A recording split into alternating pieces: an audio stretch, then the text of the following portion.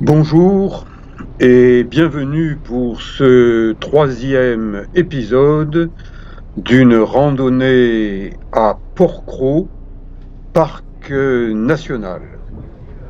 Je quitte le joli port de Hyères-les-Palmiers à bord d'une vedette qui fait la liaison vers l'île de Porquerolles d'abord, puis l'île du Levant, le paradis des naturistes avec son village d'Héliopolis. J'ai consacré 2 vidéos à l'île du Levant, mais j'y vais peu car je trouve qu'il y a trop de monde et je préfère pratiquer le naturisme du côté du massif du Cap-Sicié proche de Toulon. Donc, je me suis levé de bonne heure à Toulon, j'ai pris un premier bus, puis un deuxième bus, et enfin, je suis sur le bateau en direction de Porquerolles pour une traversée qui dure environ 3/4 d'heure. C'est déjà une plongée vers le large, vers le joyau de ces îles d'Hyères, au nombre de 3, Porquerolles, Porquerolles et le Levant. Porquerolles, il y a vraiment beaucoup de monde, trop de monde. Porquerolles, peu de monde car c'est un parc national et beaucoup de choses sont contrôlées. Par exemple, si vous voulez fumer, si vous êtes un fumeur, voire un fumiste, eh bien, fumez uniquement au niveau du port et du village. Ailleurs, sur toute l'île de Porquerolles, il est interdit de fumer, et tant pis pour les amis d'Emmanuel Macron, ceux à qui il facilite l'acquisition du tabac. Ils iront plus vite au cimetière car le tabac tue, c'est marqué sur les paquets de cigarettes, mais quand on veut être aveugle, on peut être aveugle. Notre président de la République est l'aveugle national numéro 1, qui n'a pas compris que prévenir vaut mieux que guérir et qu'il vaut mieux empêcher les fumeurs de fumer plutôt que de les laisser fumer et se tuer à petit feu, et c'est nous, Français moyens, qui payons pour ces fumeurs. Ici, eh bien, c'est une cage destinée à attraper des sangliers. Normalement, on les attire avec des graines de maïs, mais là, il y a un petit malin qui a mis une bouteille de Côte de Provence après l'avoir vidée, histoire de voir la tête du sanglier. Mais un sanglier, ça n'est pas bête. Je prends le sentier du littoral qui démarre du village du port de Porquerolles et qui monte par-dessus le fort du Moulin en direction du fort de l'Estignac, mais je bifurque pour rester sur le sentier au plus près de la mer. Respectez les sentiers. N'essayez pas d'en sortir, car les rochers à Porquerolles sont des rochers friables qui cassent et vous risqueriez un accident. Et c'est dommage d'aller vous mettre en danger et ensuite de faire que d'autres personnes, quand ils viendront à votre secours, soient également en danger de quelque chose. Admirez la nature. Ce pin semble pousser directement à partir de la roche. Et retenez le numéro des différents signaux. Parce que s'il y a un accident, eh bien, par exemple, vous allez dire « Ah, je me suis tordu la cheville entre le 6 et le 7, au niveau de la baie de la Palue. » C'est la plage du nord de Porquerolles. Et bien sûr, à Porquerolles, il est interdit de faire du jet ski, interdit pour les Français moyens, mais pas pour Emmanuel Macron qui est arrivé en jet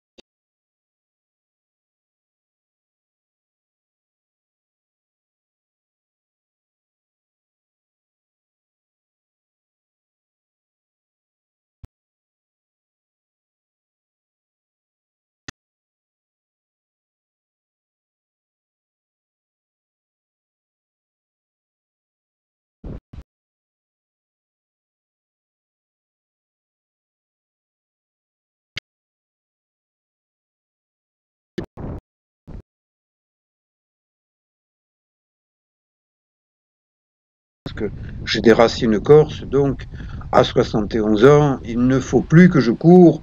Mes ancêtres de l'au-delà me disent: Oh, Eric, ne viens pas trop vite nous rejoindre, prends ton temps, marche doucement.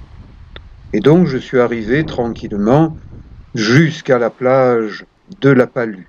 C'est une plage d'une centaine de mètres de long, de 10 mètres de large au maximum, et en bout de plage, un bel escalier vous invite à continuer, sauf si le panneau qu'il a avec sa chaîne métallique est posé à terre, vous interdit d'aller plus loin. C'est ce qui se passe quand il y a trop de vent, trop de risques d'incendie. À ce moment-là, les sentiers sont fermés, vous avez simplement accès aux plages principales, celle du nord, j'y suis, et celle du sud, je vous y ai convié dans une randonnée précédente. L'avantage de ces deux plages, eh bien, c'est qu'il y a des eaux peu profondes et pour les gens qui ne sont pas de bons nageurs, eh bien, ils peuvent s'éloigner un peu du bord en marchant, ça les rassure. Mais pour ceux qui savent nager avec un masque et un tuba, et idéalement avec des palmes, eh bien, ils ont accès au sentier littoral, le sentier littoral sous-marin de Port-Cros, qui vous guide de bouée en bouée à la découverte du monde sous-marin et de ses habitants. Il vous apprend le nom de certains poissons que vous pouvez voir dans les parages. Bien sûr, n'essayez pas d'attraper les poissons, toute forme de chasse, de pêche est strictement interdite sur l'île de Port-Cros et ça pourrait vous coûter cher de passer outre. À part pour Emmanuel Macron qui, parce qu'il se prend pour le roi de France, se permet de faire ce que les autres n'ont pas le droit de faire sans payer d'amende. Donc, de bouée en bouée, elles sont numérotées, de panneau en panneau, on apprend beaucoup de choses. Et j'ai suggéré à la commune de la Garde, qui est proche de Toulon, et où il y a de belles grottes marines et sous-marines, avec d'importants risques de noyade, eh bien d'informer les nageurs néophytes, avec ce type de panneau, avec attention, siphon dangereux, ne le pratiquez que dans un sens, surtout pas dans l'autre. Mais mettre les sens interdits en ville, les administratifs, ils savent réfléchir à ça et le faire. Mais ces administratifs varois, ils ne nagent pas, à l'exception du maire de Toulon qui, lui, nage. Mais Toulon, c'est Toulon. Et la Garde, c'est la Garde.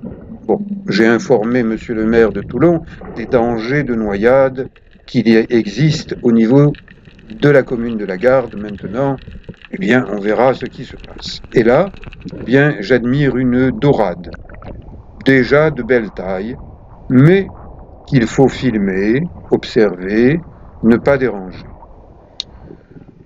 Aujourd'hui, je nage environ 3 heures pour remonter la côte nord de Port-Cros. L'eau est un peu fraîche, je suis bien équipé, Je suis un ancien maître nageur, je nage depuis que je suis tout petit, j'aime nager depuis que je suis tout petit, mais je connais les dangers, les risques de la mer. Et là, eh bien, je me rends compte que le Mistral forcit, c'est-à-dire qu'il augmente.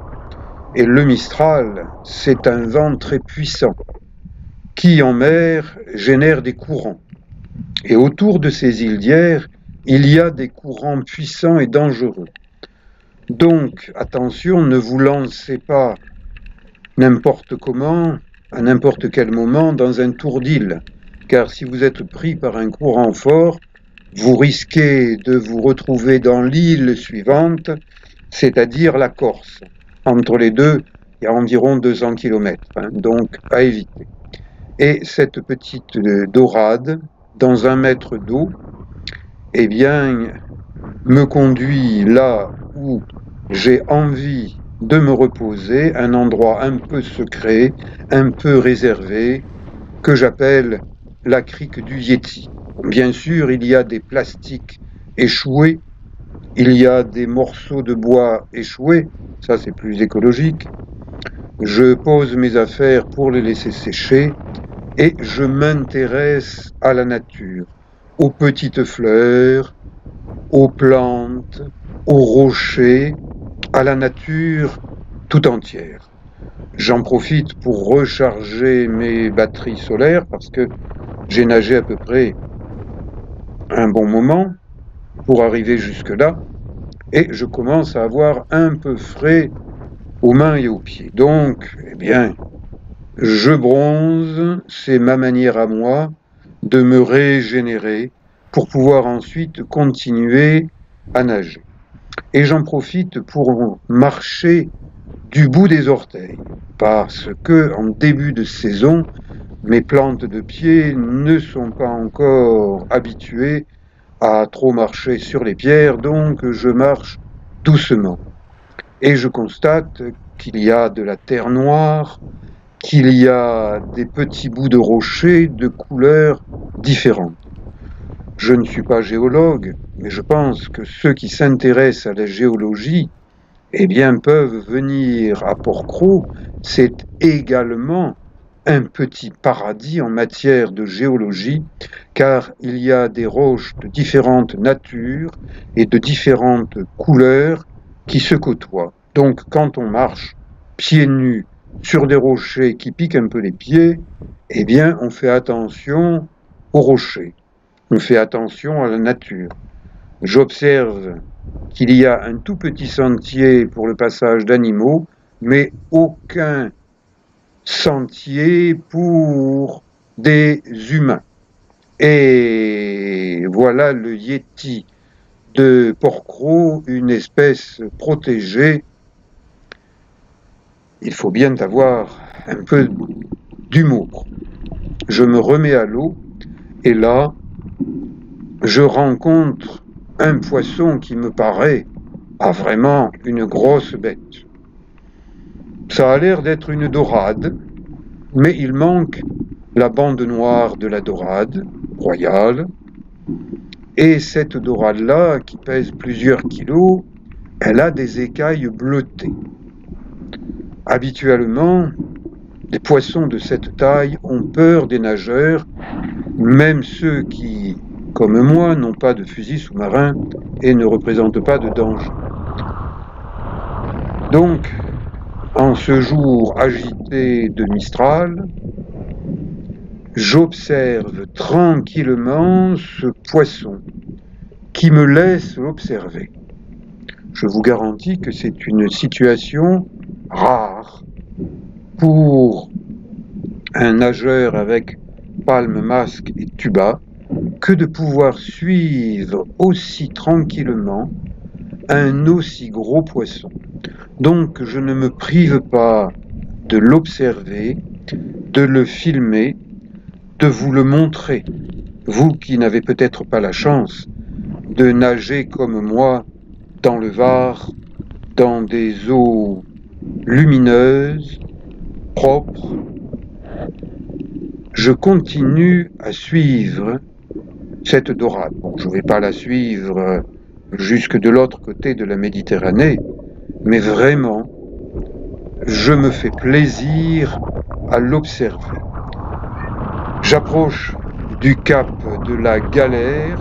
Eh bien, je peux vous dire que ce cap de la Galère, ça a été pour moi une sacrée galère de le passer, parce que le Mistral me poussait de travers, que j'ai eu l'impression de nager en crabe, de nager de travers, et d'ailleurs le lendemain, j'étais un peu cassé avec des courbatures un peu partout, parce que à 71 ans, je ne digère plus les efforts comme avant. Et là, j'aperçois la fin de cette île de Porquerolles et un peu plus loin, l'île.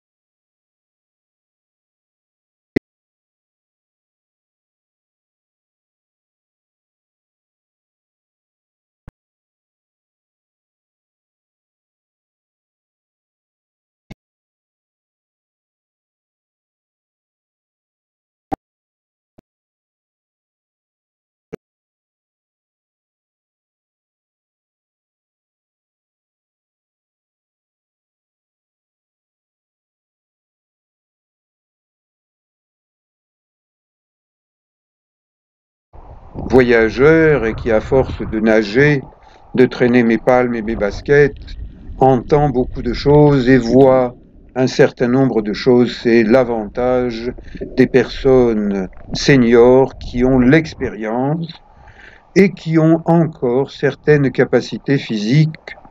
Donc j'approche de 3 heures de nage par eau fraîche. Je suis arrivé dans la baie de Portman et la dernière fois j'étais sorti au fort de Portman. Mais cette fois-ci je trouve que cette petite crique est bien accueillante et j'y troque mes palmes, masques, tuba en les remettant dans mon sac à dos étanche. Je récupère mes baskets, mon short et mon t-shirt et je repars tranquillement sur les sentiers de Porquerolles, sentiers bien fléchés. Je ne m'en éloigne pas, parce qu'il n'y a aucune raison de s'en éloigner. Ces sentiers ont été tracés par des gens intelligents, respectueux de l'écologie. Là, je descends sur la plage de Portman, il y a un peu d'arbres, et partout on dit défense de fumée. Chaque fois que je vois un panneau défense de fumée, je pense à Macron, qui lors du premier confinement a décrété, parce qu'il se prend pour Jupiter, Dieu, le Père, le Fils et le Saint-Esprit tout à la fois, eh bien que les débits de tabac étaient des commerces de première nécessité. Oui, parce qu'il y a des taxes, hein, et que Macron s'intéresse au pognon, le pognon qui rentre dans les caisses de l'État. On n'y réfléchit pas que les fumeurs, quand ça tombe malade, ça coûte une fortune à l'État et aux contribuables, aux Français moyens comme vous et moi. On n'y réfléchit pas trop, Macron. Hein. Et voilà, je vous montre où demain je vais revenir en retraversant à pied l'île de Porquerolles, revenir vous montrer ce secteur dit du Tuf. Mais je continue à revenir vers Porquerolles, vers le village, malgré mon entorse de genou qui ne se porte pas trop mal parce que je fais très attention à chacun de mes pas. Eh bien, je fais un détour qui grimpe vers les crêtes. Si vous n'êtes pas un bon marcheur, ne faites pas des détours qui montent, parce qu'ensuite, ces détours qui montent, c'est des détours qui descendent. Et de toute façon, Porquerolles, c'est une île où on monte et où on descend.